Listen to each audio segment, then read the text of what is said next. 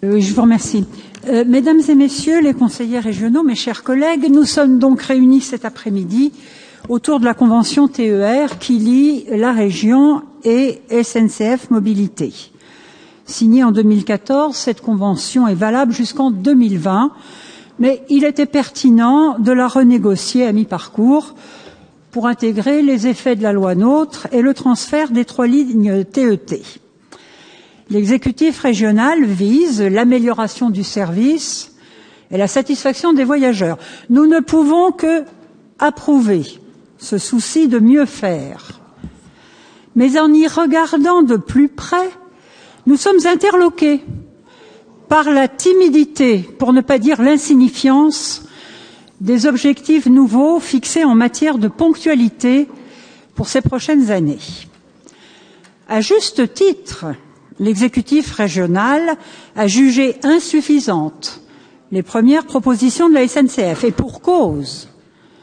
Celle-ci partait du principe qu'elle n'atteindrait pas en fin de convention des objectifs de ponctualité qui devraient être atteints aujourd'hui. Au terme d'une négociation que vous qualifiez d'exigeante, vous avez obtenu que la nouvelle convention fixe jusqu'en 2020 des objectifs de ponctualité des TER strictement identiques à ceux d'aujourd'hui. Où est le progrès? Où est l'amélioration du service rendu?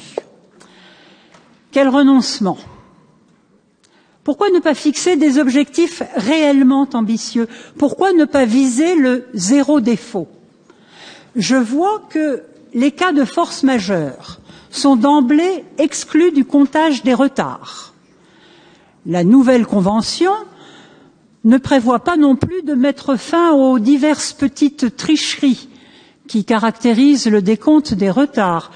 Par exemple, quand au micro, on annonce l'arrivée du train en gare, à l'heure donc, mais que celui-ci ne fait son apparition que 10 minutes plus tard. Et puis aussi le fait que les trains, les retards des heures de pointe sont confondus avec les retards dans les heures creuses. Alors je vous dis, dans ces conditions, pourquoi pas un objectif de 100% des trains à l'heure? Je veux vous rappeler, mesdames et messieurs les conseillers régionaux, que la région est l'autorité. C'est-à-dire que vous avez le pouvoir légitime, puisque la loi vous l'a confié, de commander et de vous faire obéir. J'invite donc l'exécutif régional à prendre la mesure de toute sa responsabilité et à ne pas craindre de viser l'excellence, surtout quand celle-ci est à sa portée et que tous les voyants sont au vert. Je vous remercie.